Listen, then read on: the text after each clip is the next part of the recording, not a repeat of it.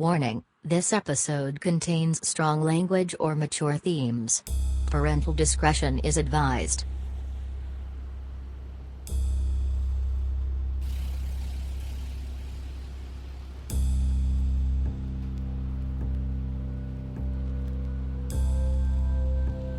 I always like to listen to music. So do I. I brought my tapes. I'll just set it in, and now we push this button. Welcome to This Podcast is Uncalled For. What's uncalled for about it? What we doing at Tijuana? You met a girl, didn't you? I was like, oh, how did you know? He was like, oh, because it always happens. It always happens. It's the only stupid reason that you would ever drop the ROTC, because of a stupid girl. And then look, thank you back home. Oh, that's going to be great for the football charts. Oh yeah, absolutely, yeah. I can think of 100 right off the top of my head. Is paid a genre? So it just, a lot happens behind the scene that people don't know about. Like, it's hard for the average voter to understand how much of what they think is their democracy is decided by faceless people to them. You know, you and I know who's making these decisions. There you go. These are the kind of discussions we have. Fortunately, we're both fairly level-headed people. Again, we're looking at each other in the eye. We're not going to say anything derogatory to the other person. And, of course, neither of us is drunk. Take me to Gay's barbecue. It's a bit of a slap in the face and an insult. But you didn't even give him a chance for a wild card spot. And the look on Mike's face. They love big boys like you. It's kind of, what is that character from Guardians of the Galaxy who takes everything literally? The people are out there, like, they could have taken it literally.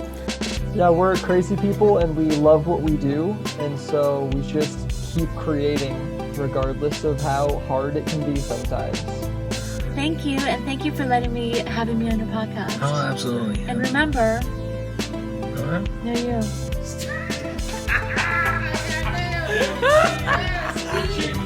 That is uncalled for, Michael. And now, your host for this podcast, Mike Chernevsky. I have a lot more on this tape. Here. Listen to this. Well, the name of this podcast is Stuff Uncalled For? This podcast is uncalled. Podcast, all right. Well, And all y'all, subscribe and like and comment and subscribe. Yeah, I said it. Fuji. Hi, everybody, welcome to the podcast. I'm here with Braden today. Yep. All right. So let's talk gig economy.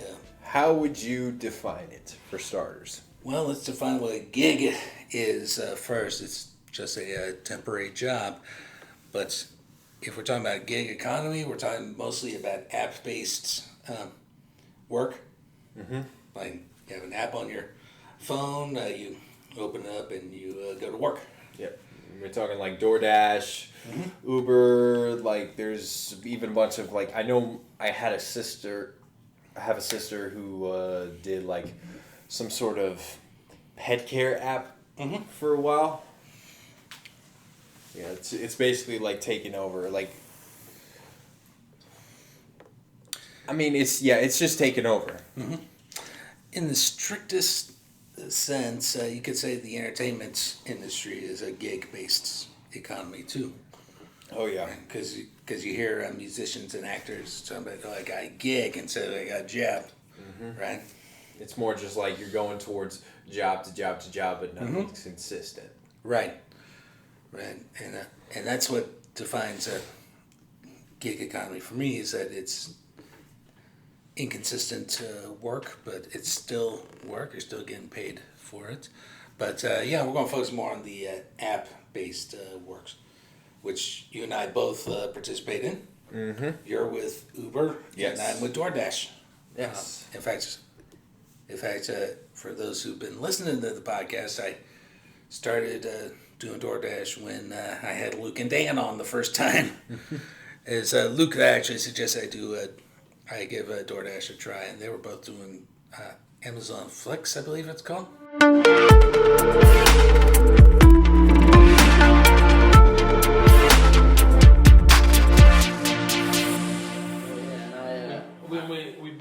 do Amazon Flex. Oh yeah. Like in our own cars, delivering Amazon packages. Oh, cool. Just whenever we decide to do it. So honestly, you could drive all over the, Kansas and Missouri area, which is really cool because just get to see like all the water towers. Not even the water towers, but the people and just the different types of individuals that live in different areas. Which is kind of interesting. I'm not gonna lie. Yeah, because what would you say about 50, 60 miles square around, anywhere around? Like a radius you could go? Because the warehouse is in Edwardsville or Shawnee? There's a warehouse in Bonner Springs. Yeah, it's around Bonner Springs. So Bonner Springs. And then there's a warehouse Topeka, right by the Royals Stadium. Okay. So you'll go pick up from there, and then with any of those two hubs, you can travel out to a certain radius, kind of like a mailman or a UPS driver or a FedEx driver, etc., etc. That's pretty cool. Yeah. Yeah, it's pretty cool. I do similar work just for the chess club though. So. You really? You said that you call it a chess club? Yeah. Cool, like Kansas chess, City. like chess.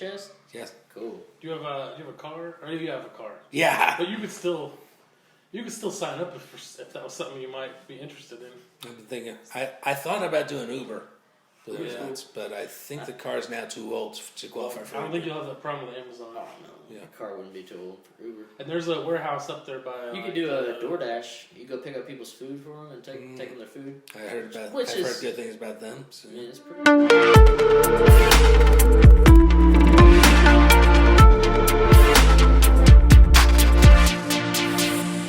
I think so. Yes. Yeah. They're both doing Amazon Flex, and we were just talking about ways to make money with our cars. And Luke mentioned DoorDash. And about a month later, I signed up for DoorDash, and it got me through these pandemic times. And I still do it. In fact, I was doing DoorDash earlier today. Yeah. So. Yeah, I actually used to do DoorDash too, and it's like it's just one of those things where you really have to hold yourself accountable. Mm-hmm. That's all it is. Yep. I mean, if you're really putting it down in terms of these apps, you are kind of your own boss. You're an independent contractor. Really where your office, your car is basically your business as a whole. So I even hear about some people who buy whole cars just for DoorDash or Uber, and then they can tax write off that whole car just because it's specifically for work. Yep. So, of course, my current car I bought with the help of my boss at the chess club for work, but it turned out to be a lifesaver for doing DoorDash. So if you stop thinking about it, I'm still using my car primarily for work purposes. Gotta do a lot of driving for chess clubs, but until recently we were taxed as independent contractors for that. It's like within the last year we started being taxed as employees. So, but even that, it's a part-time job and opens up the door for more gig style work. And like I said, it's pretty much the only work available during these pandemic times. It really is. I've already sent in job resumes to so many different places, even anywhere from school assistants to vape shops. Even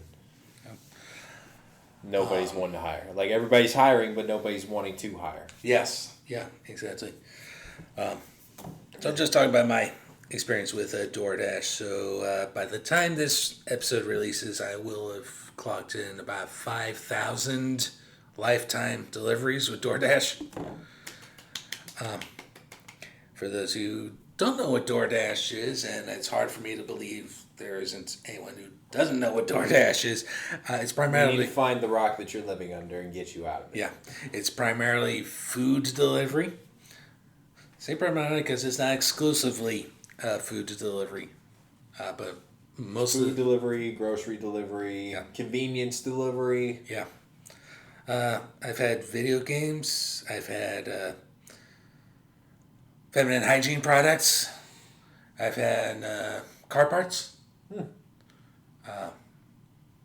And yeah, that's some of the more unusual stuff that you would get with DoorDash.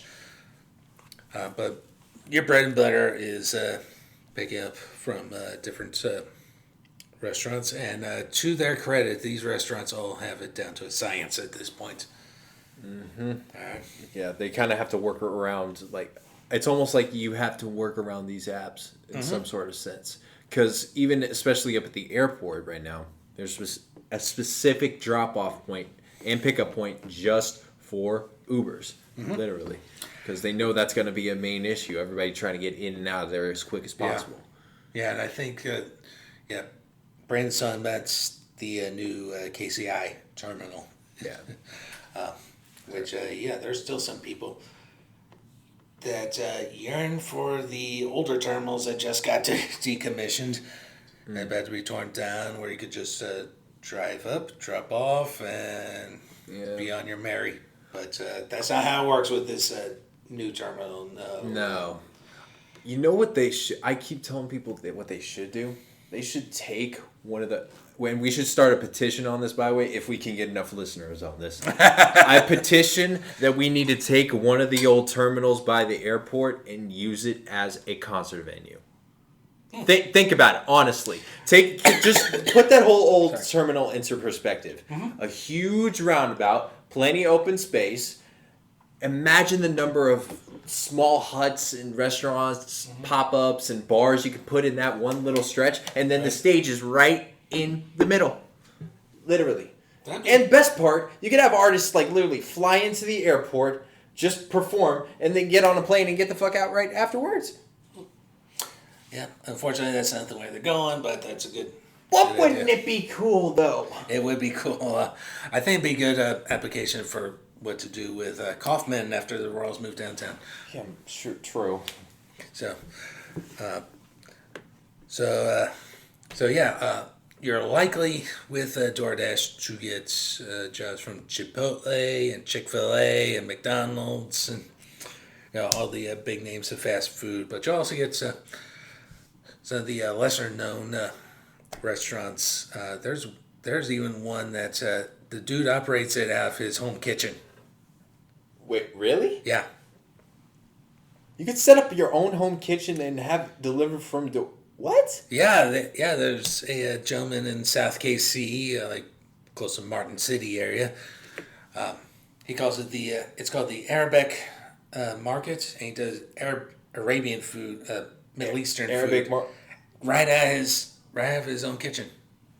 He just has people coming in with DoorDash. Let me understand this, because I know for a restaurant to be signed up for DoorDash, you have to have a certain amount of people requesting said app. Like, I remember when Torchy's Tacos wasn't on DoorDash, I had to petition, basically, to get that on the map. Oh, that was you? Yeah, that was me. That was me. I pushed for Torchy's. That white trash taco is the bomb, bro. Especially when you're off a couple beers. Get that thing trashy, all the cheese in the world, bro. It is. Ugh. Don't get my munchies mode on right now. Like, seriously, I will walk out of this podcast right now. But seriously, like you have to have a certain amount of people to recognize that for DoorDash. So there's actual people who recognize this guy's house and set it up for DoorDash. Yeah. What? Yeah, they order from him, and he contracts us out with DoorDash and Uber Eats and Grubhub and all that. They come to his house and pick the food up from his house, and they send it to him. So where's this at? This has got to be pretty damn good food if it's coming out of his house. Like I said, South Kansas City, like Martin City area. Yeah. Way the hell south. Yeah. So that's, and got all these ghost kitchens as well. So for example, that's Mr. Beast Burger. You've heard of them, right? Yeah. Yeah, he's a big YouTube personality, but there are places around town running ghost kitchens under Mr. Beast. One was on the border by the mall. Yeah? Yeah. They do Mr. Beast as well as their own food. Wait, so they're just... Yeah, I don't get that. So wait, there's no Mr. Beast restaurants, right? Yeah, there's no physical restaurants, but other restaurants with contracts with him to sell his food. It amazes me the Yeah. much that guy has. Yeah. Let's see. There's a place in Mission called Sushi Karma.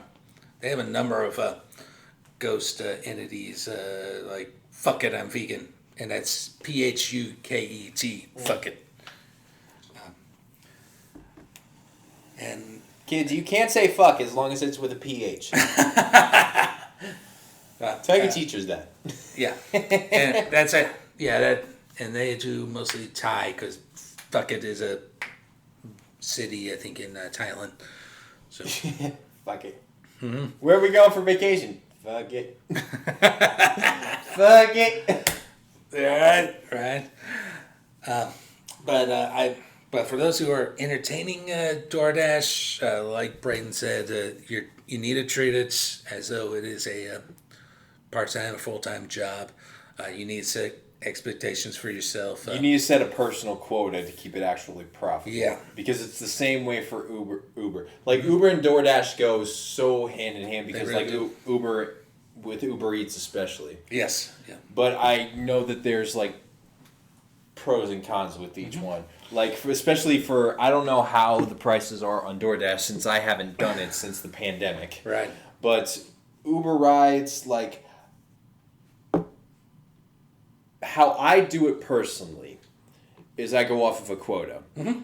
And I say I need to be making X amount of dollars in X amount of minutes. And if it doesn't reach that quota, I don't take it. Okay.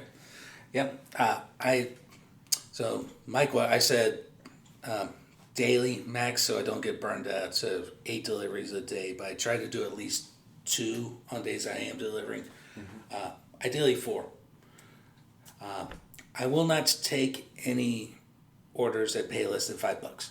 Yes, those are a waste of time. Especially the $2.50. F that, dude. Yeah, I know they're even more ridiculous on DoorDash. I've gotten Uber Eats orders for. I literally got one that was like $2, 30-minute drive. Mm-hmm. Yeah, that's not including the wait time too. That's 30 minutes driving time. Yeah. So another thing I would strongly encourage people to do: tip your drivers. All right, tips are guaranteed to go to Dashers, as they call us. So please, for the love of God, tip. Cash tips are always appreciated more because they don't go through Uncle Sam. Yeah, or go through the apps. Because I assume tips on DoorDash get taxed as well. Oh yeah. Everything's going to get taxed, and and yes, you will be paying taxes. You have to pay your because you're technically self-employed. You're an independent contractor with these people. Yeah, but if it's like the poor souls on the Death Star. On the Death Star. But apparently, it's like if only you do a certain amount of hours within the year. Like I started Uber at September of last year, and by the end of it, I didn't make up enough hours to actually make it like considered a full-time job. Well, they can't. Well, they have to send you a. Yeah, they still send me a tax form. They have to send you a tax form if you make 600 is the minimum. Mm-hmm. So at that point they have. If you make 600 or more, they have to send you a form. Yeah. So. I get that. Do you deal with a lot of tip baiting? Because I know that's a problem with DoorDash. Define tip baiting. Well, I keep seeing a bunch of videos on DoorDashers and such to where they'll leave a tip at the beginning of the order. And then once you drop off the order, they'll change the tip off. Because that happened to me during an Uber Eats. I got like a $25 order from 54th Street. And I was taking it all the way to Overland Park. I dropped it off at some guy's house. The order was $25. Then it dropped to $7. That has never happened to me, actually. So. Yeah. And I called Uber. I ended my night. I had a whole fit with Uber. I was like, this is so stupid. You better give me my money right now. Like, and that's the one disad with these independent deals. You do have to jump through a lot of hoops to get stuff actually done. Right. Customer service wise, if anything, like because I know a bunch of people will also say that their food never got delivered. So I've been flagged a couple of times for that, even though I did deliver your food. That's why That's why whenever I was doing it, I took pictures of every single spot. DoorDash requires it now for remote deliveries. Yeah, literally. All right, you are required if you're doing a remote delivery one that says "Leave at my door." If you're doing a "Leave at my door," you are required to take a photo and it gets sent to your customer and all that. So, yeah. So far, all my flags have been cleared, which is good. It clears automatically after 100 deliveries. Yeah. So, as of this moment, I'm violation free. Violation free. Yeah. Nice. I'm probably not. I still got like a 4.95 rating right now. My rating's 4.92. That's still not too bad. That's passing. That is passing. That is very definitely much passing. Yeah, that is very much passing. Yes. But yeah, you can ignore those little jobs. You know, like I said, $5 is a good minimum. Yeah, five is a good minimum. Yeah. I'd say definitely don't take, if you're considering Uber, don't take rides that are like, don't make sense gas wise. Like, you're definitely going to get a lot of rides that'll say like $5 for like 25 minutes or 45 minutes even. Mm-hmm. Yeah, with Uber, that's a different beast because you're doing deliveries, but you're also basically a taxi service. Yeah, you're really a taxi service. Mm-hmm. And there's a lot more opportunities to make money off the side as well. Because, like, what I usually sometimes do when there's, like, a big event in town, like, I'll say, hey, if you don't want to struggle and find time for trying to find an Uber afterwards, I can give you my number and you can pay me some money out of pocket, cash. And I can take you wherever you need to go. And that's worked with me plenty of times. And then especially, there's people who, like, want to smoke like cigarettes in the car and such. Yeah. And I don't usually allow that. But there's some people who are actually really desperate enough. So the rule in my car is if you want to smoke a cigarette in it or a cigar, that's $20. That's nice, yeah. And by my quota, that's 40 minutes of drive time. So if I allow that for just like 5 minutes in a ride, and I can easily get it out with the blunt effects spray that I have because I already get a lot of stoners in the car, and they linger on. They linger on. Oh, yeah. Especially when you got cloth seats like mine, it'll stick to the car. But yeah. Yeah. A lot more logistics that you got to go through, especially with that, because it's a whole level of trust at this point. Because, I mean, like, it's essentially the same deal as a taxi service back in the day. But back in the day with taxis, you didn't have all this information. It was just some random stranger hopping in your car. You didn't know his name, where he was from. Like, you didn't have a system that could point him out. Yep. And I will give Uber credits in that regard because there have been times I didn't have access to a car, and I've had to use Uber to get me to and from. You would be surprised how many people rely on Uber just to get to work. There's really... If you would think about this, actually, if you took the price of maintaining a car by yourself, like keeping up with payments on it, as opposed to not having a car at all and just sticking straight with Uber, right? It kind of weighs itself out. I haven't done the bold, like, detailed math on it, but it seems correct. Because, like, yeah, you're dealing with a bunch of, like... You're dealing with, like, maybe, like, $40 or $30 rides every time you got to go to and from work. But you're not having to deal with the car issues. Yes. You're not having to deal with the anxiety. Yeah. If there's a crash, it's not your problem. If there's, like, a engine problem or a tire gets popped, it's not your problem. Yeah. You ain't got to pay for it. It's not your vehicle. That's right. Literally. So it could weigh itself out. My most recent Uber experience happened probably a couple months ago. So what happened was, I was finishing my DoorDash, but I had to still do my chess club on a Friday, and my car wouldn't start. The starter was shot, and this was a starter that I already had replaced years ago. So while they were doing the repair, I called got on the Uber app and was able to get a ride to the club just in time. And talked to one of my coworkers, and they gave me a ride back to the shop. Yeah, what part of town were you in? Because it really depends. Across the street. Across the street from the street from where we're sitting right now is where my. See, I'm just saying, like, as a professional, as a driver around here, it is very hard to get rides south of the city later on at the night, especially during the. This was in the afternoon. Oh, even in the afternoon, there's not a lot of drivers. I find a lot of people are sticking towards the later night crowd. Because my father does Uber full time as well, cool. And me and him stick with the late night crowd, hella, because the surcharges go up all throughout the night.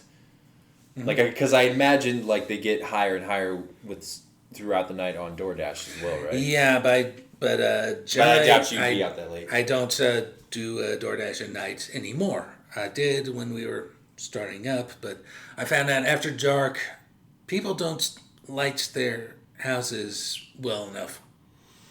Pull not off. A lot, yeah, not a lot. Not a lot. You turn up a lot of sketchy apartment buildings and such. Yeah, or you go to a house, or you're going to a house, they don't have their house number lit.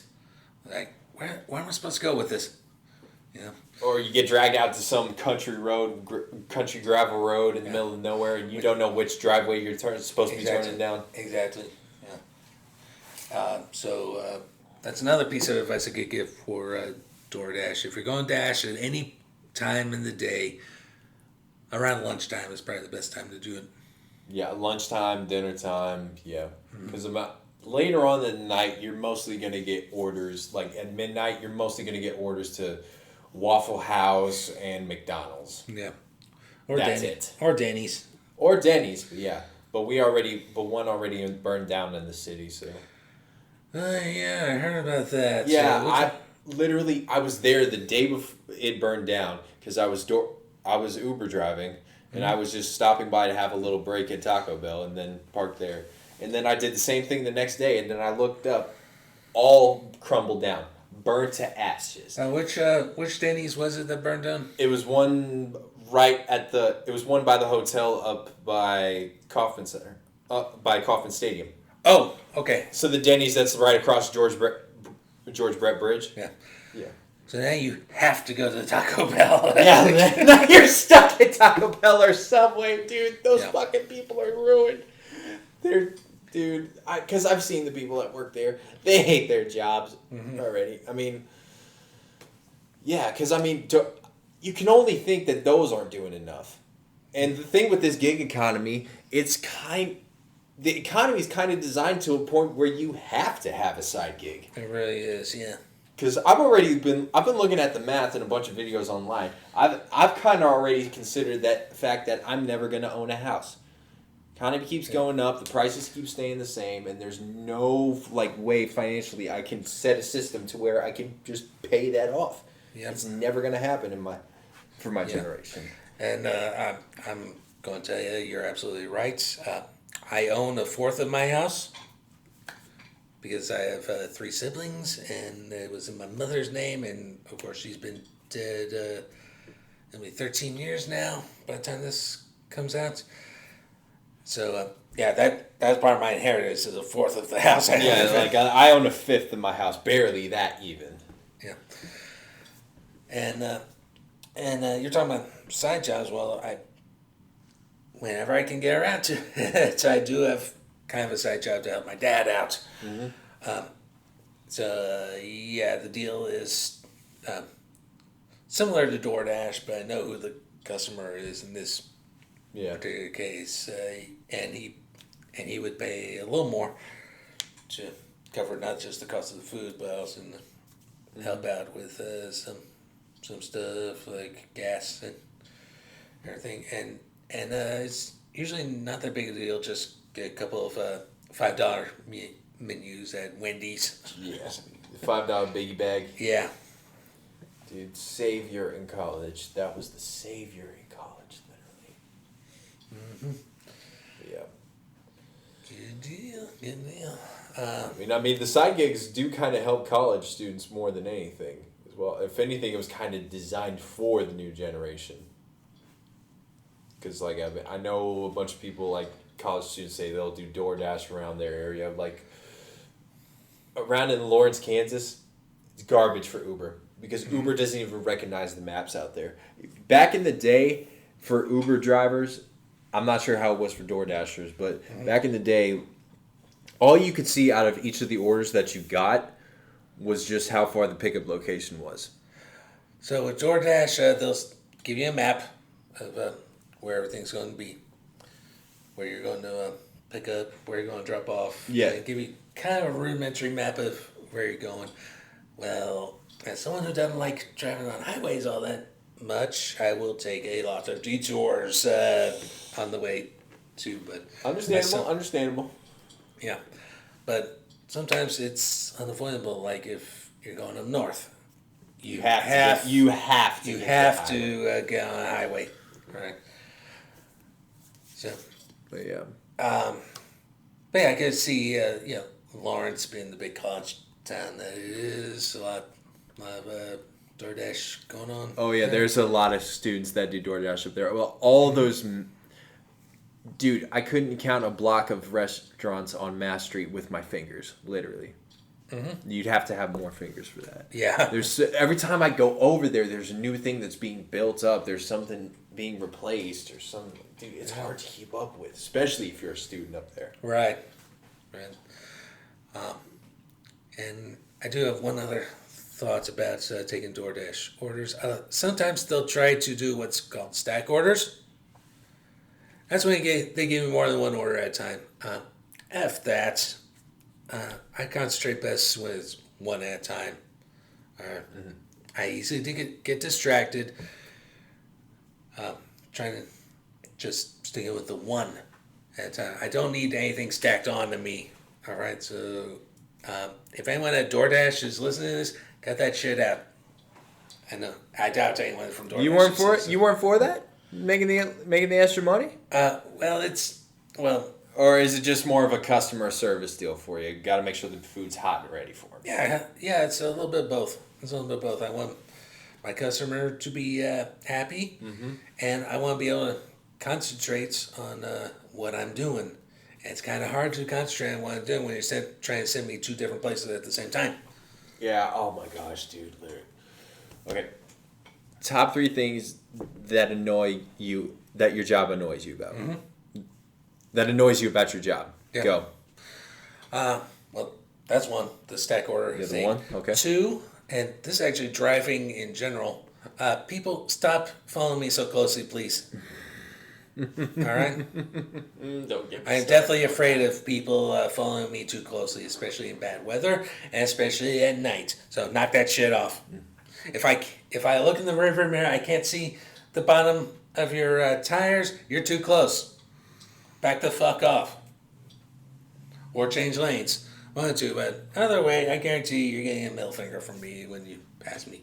Mm-hmm. And the other thing we already talked about, DoorDash, stop sending me $2.50 deliveries. I'm not going to make money off that. Mm-hmm. All right? Yeah. Gosh. If there were 3 things that would have to annoy me about my job, it would probably be, for one, backseat drivers. Mm-hmm. Backseat drivers for one. I mean, it's already one thing. Like, I already have your location up on the map. Right. Even if I'm going the wrong way, which the map will give me. The map is going to give me whatever way you usually go on your daily routine, people. The map is definitely going to give me a whole nother different direction. Yeah. Because it bases itself off of what it thinks is the shortest distance. Not so much as the fastest. Right. And it'll send you through back roads. It'll make you skip the highway. It's such a weird ordeal. The maps are never updated. But either way, the destination where we're going does not ever change. So just depend on us with the maps. Yeah. Get in your seats, buckle up, and be respectful. Mm-hmm. Yep. Be respectful. 2, I got a shit list of drivers in Kansas City that I need to talk to. Okay, so here's the deal. If you drive any of these imported bikes like Kawasaki's or anything that sounds like, yeah, you need to go to hell, honestly. Because you swerving and stitching through traffic just makes me want to do bumper cars to try and get you to squeeze it. All you truckers out here, I swear to God, some of your headlights are brighter than your ideas. If that's not the case, you must be fucking Einstein. I swear to God, you guys pull up behind me. I'm in a Kia Optima. I am low to the ground. Your regular lights are bright for me. And then, lastly, on this second part of the rant, if you have a Mustang, I don't have respect for you. I do not have respect for you at all because you drive like you're overcompensating. Yes, we know you exist. Yes, we know you have a dick that needs sucked and you need attention. Get your fucking piece of shit car off the goddamn highway. We don't care that your daddy doesn't acknowledge you enough. Shh, get the fuck off the road before I start playing bumper cars in this bitch. I cannot tell you how much I've had to control my road rage. This is the Midwest in me trying to hold myself back. Because, good God, do I want to commit felonies on the road every day in this bitch? I swear. Because I say it every day, and I got confirmation. I got confirmation by people from New York at the NFL draft for this. Kansas City people drive how New York people would if they had the space. I agree.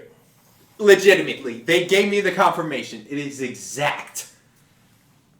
And then the third thing I have to say that pisses me off about Uber is one thing that a bunch of people will do. It was called group ordering. Group ordering. It is where a big group will need an Uber. So every single one of them will call an Uber. And then whichever one shows up first, they canceled all the other ones. That doesn't help me. Some of us are running off of a time period.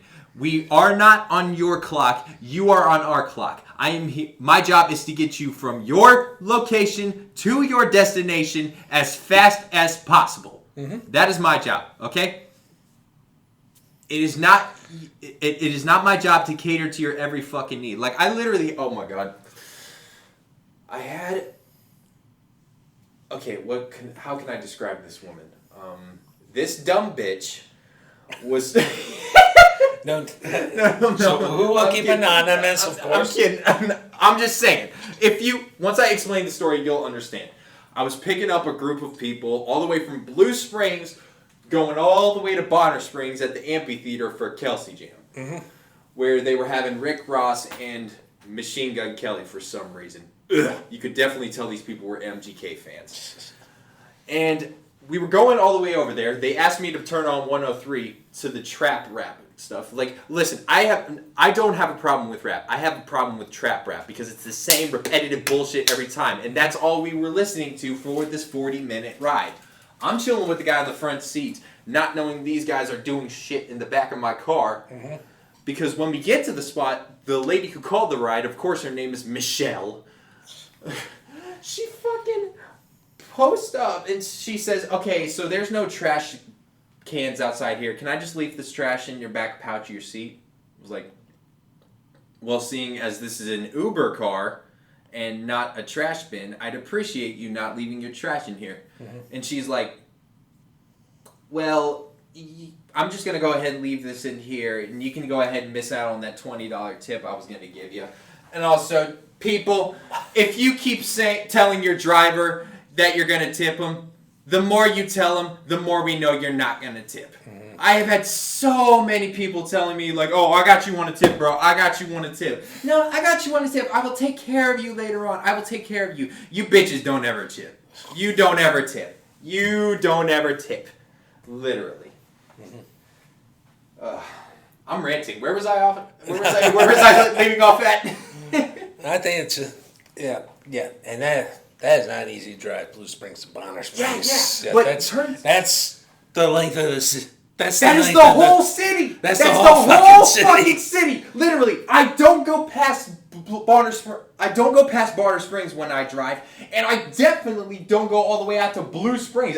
I don't even go to Independence that much because there's hardly any rides out there. The furthest I go is maybe Lee Summit, but that's about it. And turns out the trash that this woman left in the back of my car was 2 full liters of Captain Morgan's white rum. Oh! She wanted to leave 2 empty bottles in my car. Officer! Yeah, sure. How am I gonna explain that to the cops later? Yeah. When you're completely out of my car and having fun at the concert while I'm in the jail cell, yeah, go fuck yourself, lady. Yeah. And what's funny, you brought up the backseat driver thing. There's a great YouTube video, friend of the podcast, Jessica Whitfield, as a backseat driver, where she uses Hindi cuss words at one point. Hindi cuss words? Hindi cuss words. Hindi cuss words. Terimaki. Terimaki! Yeah. Dude, oh my Which God. y'all can translate or look up yourselves. I'll just tell them, Du bist ein Finser Oschlika. It's German for something. Y'all can look that up. I don't think I said that right. Oh well. I did just get done ranting my fucking ass off. Pendejo, that's a good one. Pendejo, chinga tu madre. I learned most of my bad Spanish not from a Spanish class, but from working at McDonald's for a summer. Right. Lots of Spanish speakers there, and of course, ajo. That's about the only Japanese swear. Ajo. Yeah, just mean moron. Ajo. Yeah. So.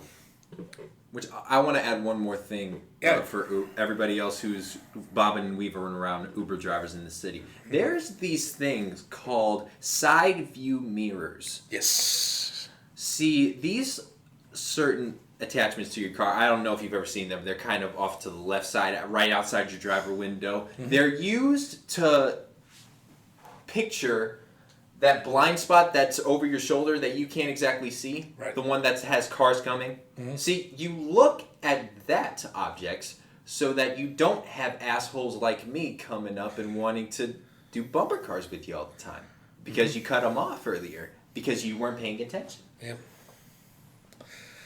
That's it. That's it for my rant. Go on ahead. That's good. That's good. I just want people to know I had to pace the whole room just for that argument. And folks, I can confirm he's been pacing. So. I gotta move. My ADHD's got to let me move when I speak these stories, man. Right. All right. Well, actually, that's a good place to end today's episode because it's been a good discussion. So. Blood pressure's going up. We need to calm down. Oh yeah. But for those who are interested in getting into the gig economy, just hear what we just talked about and exercise. What would be some last advice you would give for anybody interested in DoorDash? How about that? Exercise extreme caution. If there are jobs you don't feel comfortable taking, don't take them. You are in complete control over what you do take and what you don't take. So keep it at your comfort level and set reasonable goals for yourself.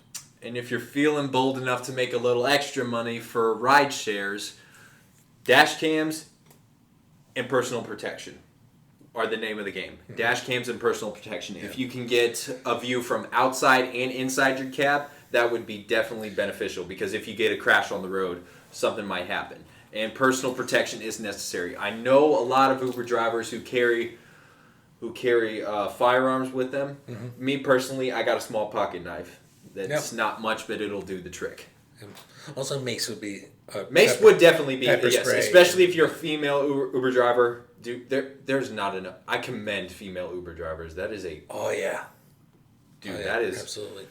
You gotta have a lot of trust in yourself and humanity if you do that. Yep.